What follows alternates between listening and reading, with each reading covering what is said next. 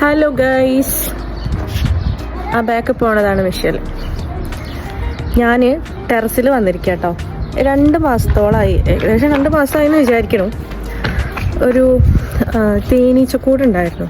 അപ്പം ഞാൻ എന്നാണ് അതിലെ ഈച്ചകളൊക്കെ പോവുക എന്നൊക്കെ കാത്തിരിക്കുകയായിരുന്നു. അങ്ങനെ ഫൈനലി ഒരു 2-3 ദിവസമായിട്ടുണ്ടാവും തേനീച്ചകളൊക്കെ പോയിട്ടുണ്ടായിരുന്നു കേട്ടോ. അപ്പം ഞാൻ വിചാരിച്ചു അതിന് അടയുണ്ടല്ലോ, അതങ്ങനെ എടുത്താലോ എന്ന്. അതിൽ തേനുണ്ടാവുമോ എന്താണെന്ന് അറിയില്ല. ഞാൻ 2 ദിവസമായി ഇങ്ങനെ നോക്കിക്കൊണ്ടിരിക്കുന്നു. അപ്പം അതിൽ നോക്കുമ്പോൾ 2-3 ഈച്ചകൾ ഇങ്ങനെ അതിൻ്റെ വട്ടം ചുറ്റി പറക്കുന്നത് കണ്ടു. അപ്പം ഇനി പോയിട്ടുണ്ടെന്നുണ്ടെങ്കിൽ ഈ പോകുന്ന കോലത്തിൽ ചിലപ്പോൾ മുഖം കിട്ടിയില്ലെങ്കിലോ എന്ന് വിചാരിച്ചിട്ട് ഞാൻ ഇന്നലെ ഒന്നും എടുക്കാൻ നിന്നില്ല. അപ്പം ഇന്ന് എടുത്താലോ എന്ന് വിചാരിച്ചു. പക്ഷേ അത് നിൽക്കുന്ന ഏരിയ എന്ന് പറയുന്നത് അപ്പുറത്തെ ബിൽഡിങ്ങാണ്. പക്ഷെ നമ്മുടെ ബിൽഡിങ്ങിൻ്റെ തൊട്ടടുത്താണ് കേട്ടോ.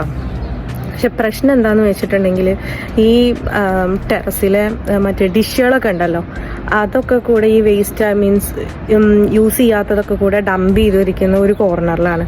കറക്റ്റ് ആ കോർണറിലാണ് എന്താ പറയുക തേനീച്ചൻ്റെ കൂടുള്ളത്. അപ്പോൾ അതൊക്കെ മാറ്റിയിട്ട് വേണം എടുക്കാൻ.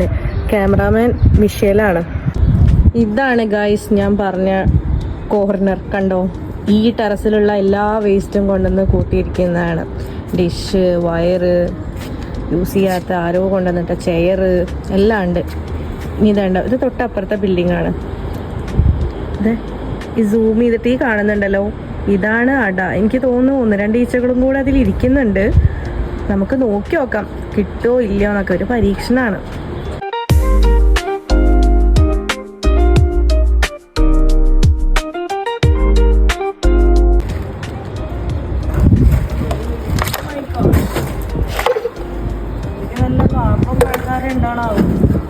പാമ്പ് എന്തായാലും ഉണ്ടാവും.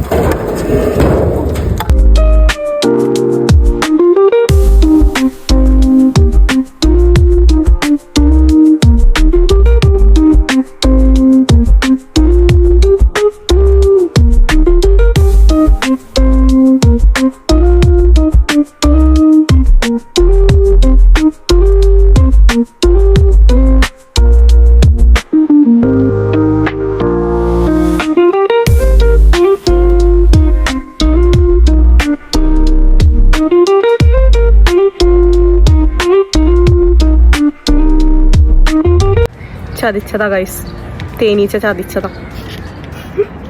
ഇത് ഭയങ്കര ഡ്രൈ ആയിരിക്കുന്നു. ഇതിൽ തേനൊന്നും കാണാനില്ല, പുറത്തേക്ക് ഒന്നും മനസ്സിലാവുന്നില്ല. ഭയങ്കര ഡ്രൈ ആയിട്ടാ തോന്നുന്നത്. ഇനിയിപ്പോൾ ഇത് വല്ല ടേസ്റ്റ് ഉണ്ടോ എന്താ അവസ്ഥ എന്ന് അറിയണമെന്നുണ്ടെങ്കിൽ നോമ്പ് തുറക്കണം. അപ്പോഴാണ് ഇത് കഴിച്ചു നോക്കാൻ പറ്റുള്ളൂ. മിഷേൽക്ക് കൊടുക്കാനൊരു ടെൻഷൻ. ഇതിൽ പിന്നെ ഒരു ബീ ഇരിക്കുന്നുണ്ട് കേട്ടോ. പക്ഷേ ഐ തിങ്ക് ചത്തതാണ് തോന്നുന്നു. എനിക്ക് തോന്നുന്നു ഒരു 2-3 ദിവസം മുന്നേ നല്ലൊരു മഴ പെയ്തിട്ടുണ്ടായിരുന്നു. നല്ല മഴ എന്ന് പറഞ്ഞാൽ നല്ലൊരു മഴ പെയ്തിട്ടുണ്ടായിരുന്നു. ഇനി ആ മഴയിൽ എല്ലാം കൂടെ പോയതാണോ എന്താണെന്നൊന്നും അറിയില്ല. എന്താണെങ്കിലും വേണ്ടില്ല, നോമ്പ് തുറന്നു കഴിഞ്ഞിട്ട് നമുക്കൊന്ന് ടേസ്റ്റ് ചെയ്ത് നോക്കാം. എൻ്റെ ഹസ്ബൻഡ് എൻ്റെ അടുത്ത് പറയാറുണ്ട്, അങ്ങനെ കിട്ടുന്ന മീൻസ് തേനും ഈ അടയൊന്നും നന്നായിരിക്കില്ല, അങ്ങനെ ഇങ്ങനെയെന്നൊക്കെ പറയാറുണ്ട്. ഇത് കാണുമ്പോൾ എനിക്ക് ഓർമ്മ വരുന്നത് എന്താ പറയുക, പണ്ട് ചെറുപ്പത്തിൽ തറവാട്ടിലായിരുന്ന സമയത്ത് എൻ്റെ വല്യമ്മ അതുപോലെ ചിരട്ടിയും മണ്ണൊക്കെ വെച്ചിട്ട് തേനീച്ചക്കൂടൊക്കെ ഉണ്ടാക്കിയിട്ട് എന്താ പറയുക തേനെടുത്തിട്ടുണ്ടായിരുന്നു. അപ്പോൾ അത് തേനെടുക്കുന്ന ദിവസം ഞങ്ങൾ പേരക്കുട്ടികളെല്ലാവരും കൂടെ അതിന് ചുറ്റോളം നിൽക്കും. എന്തിനാന്ന് വെച്ചിട്ടുണ്ടെങ്കിൽ ആ അട കഴിക്കാൻ വേണ്ടിയിട്ട്. കാരണം അത്രയും ടേസ്റ്റ് ആയിരിക്കും അത്. അപ്പോൾ ആ ഒരു നൊസ്റ്റാൾജിയൊക്കെ അടിച്ചിട്ട് വന്നതാണ് ഗൈസ്.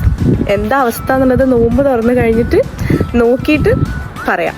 Okay, by.